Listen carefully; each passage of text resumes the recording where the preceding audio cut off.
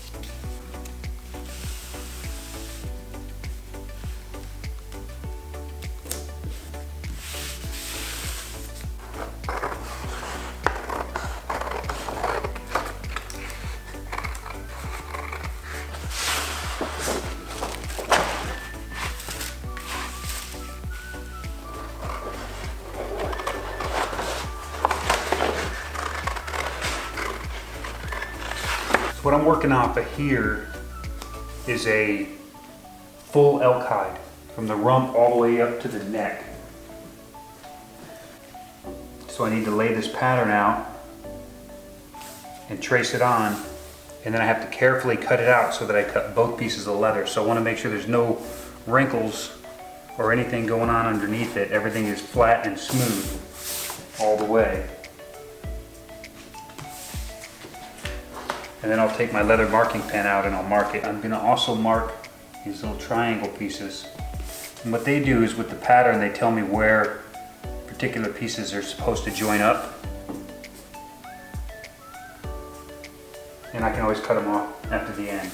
Because we're not going to sew this the way you would traditionally sew a pattern. We're going to sew it with the seams on the outside, not the inside.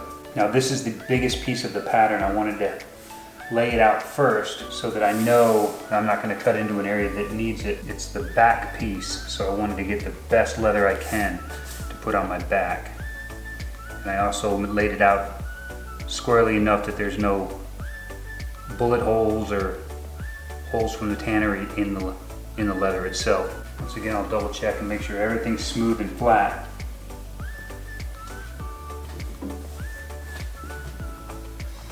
And then I'll very carefully cut it out. And I want to cut real careful without stretching too much on the leather, because anything I stretch out of form, I'm going to have to manipulate back into shape later.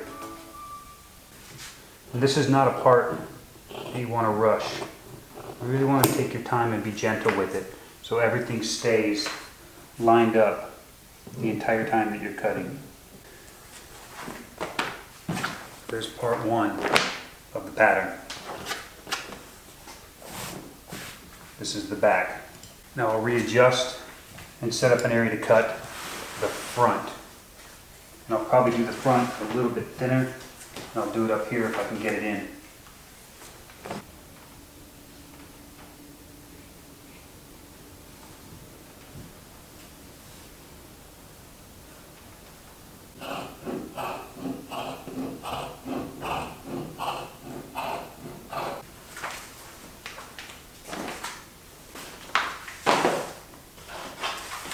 So now the plan is to make the sleeves out of this darker brown deerskin.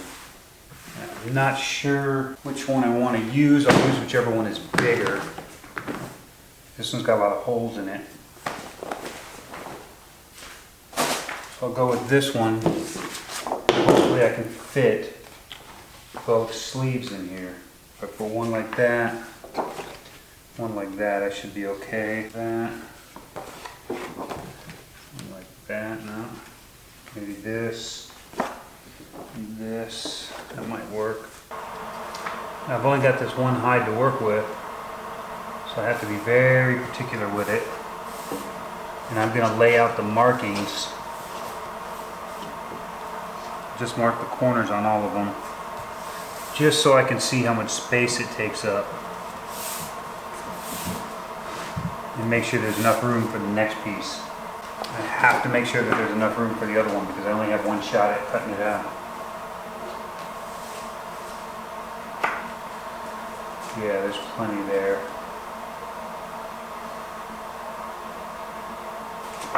Excellent.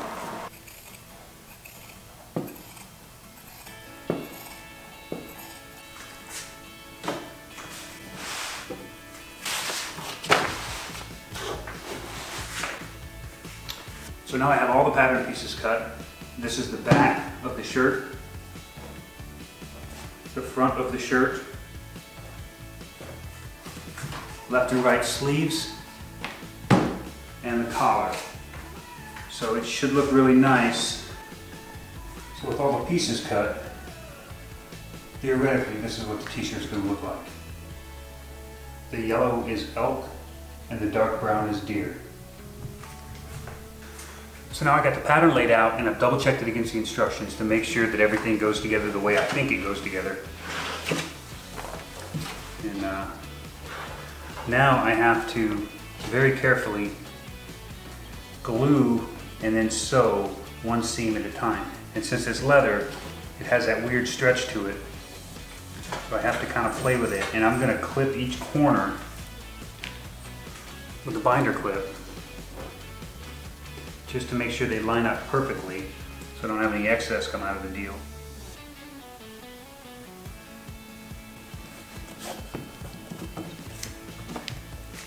I'm going to use natural colored sinew, and like I said, about 5 times, so 1, 2, 3,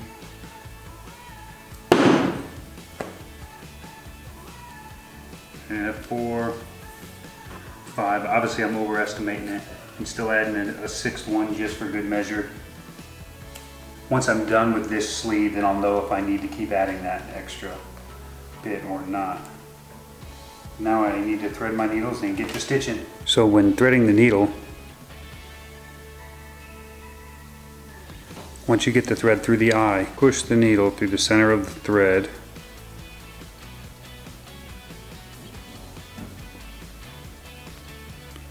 Like so.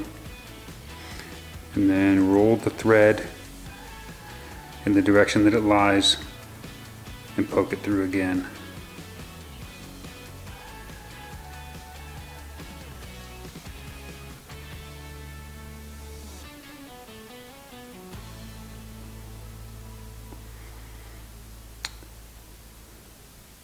So now your thread is on the needle in an S pattern.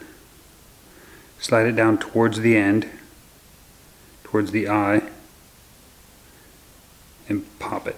Now it's on there sturdy and it won't fall off when you're sewing. Alright, so I've got the front, both sleeves stitched onto the front. So now I have to line it up with the back and then glue them down so that I can stitch both sides to the back. After that, all I'll have left to stitch is along the bottom of the sleeves, down the sides, and then do the cuffs here, and the cuffs at the bottom. So I'm going to start sewing from the collar,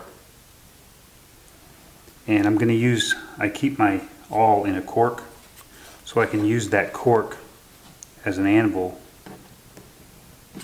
Punch a hole through the leather, and then I can sew.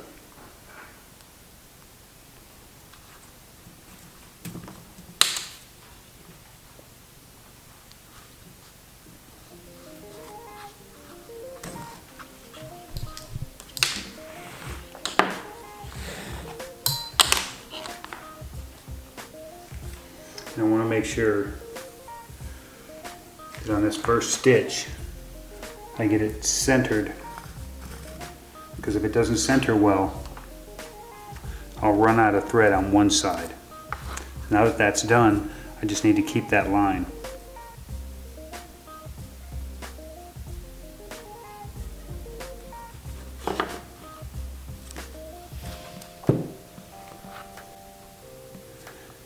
Notice I'm not sewing it inside out because I want all of these seams to be raised on the outside of the garment so that there's nothing against my skin except nice smooth suede. And if my stitch gets a little crooked, I can always go through and trim this leather off.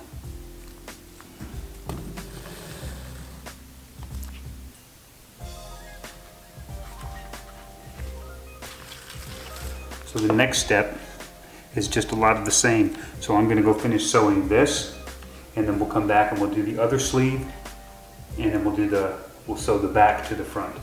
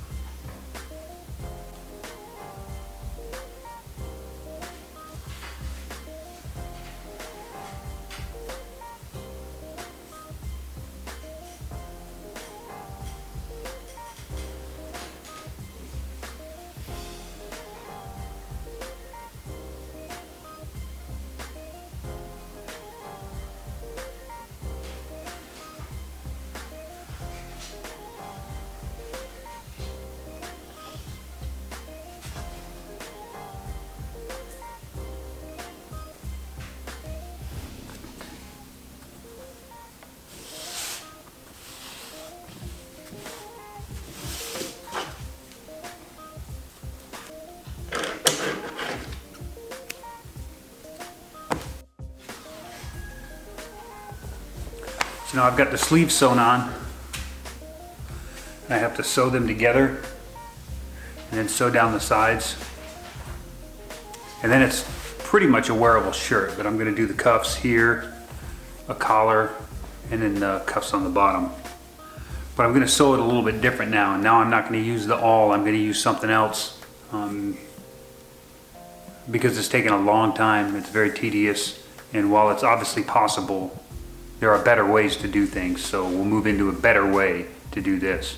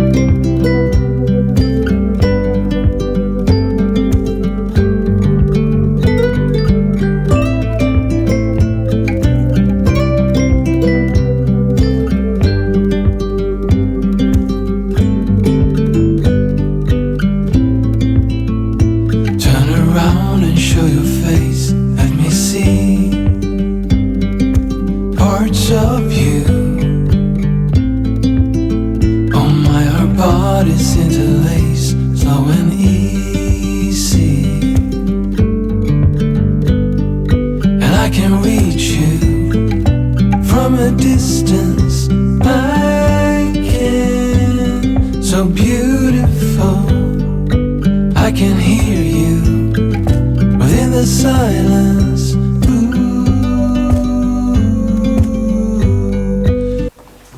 Alright, so I'm this far. Sleeves are all sewed up, everything's sewed up. The sleeve cuffs are rolled and stitched. But the collar, that's a problem. Because the piece from the pattern is about 10 inches too short to fit around that collar. So I think I'm just going to split this in half and make a more narrow collar. So instead of being this wide, it's going to be even more narrow. But that's okay, I just need to get it finished. It needs to have some finishing on it. It actually, technically, it can be used the way it is, but it would look very unfinished without something sealing off that collar. So I'll just split this one down and do it in 2 pieces. Parts of you, hand in hand is how we sleep every night. And I will watch you, breath after breath, hold on, so beautiful. And if you fall, I will catch you.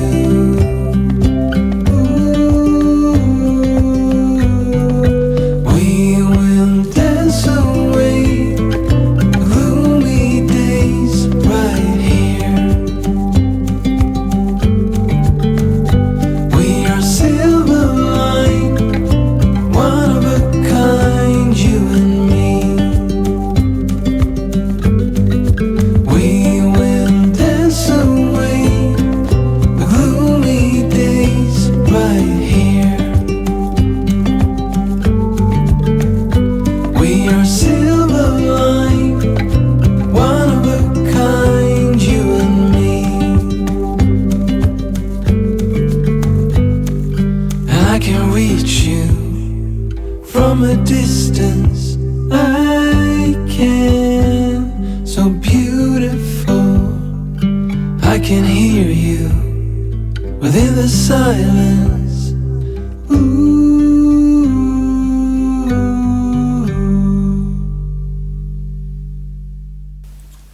Well, I got the shirt done. It's pretty awesome, but here's the problem. There's a little black spot, crappy little piece of something that was on the leather right there, and I didn't see it when I laid out the pattern. I seen it after I started sewing, but it was a little too late then. So in order to fix that, I'm just going to put a pocket on the shirt, and I have a mound of scraps. So I'm going to lay out a little pocket, and then I'm going to roll and sew the top seam of the pocket and then just stitch it right down to the leather. It doesn't have to have any edging or anything on it because it's leather, it's not going to fray.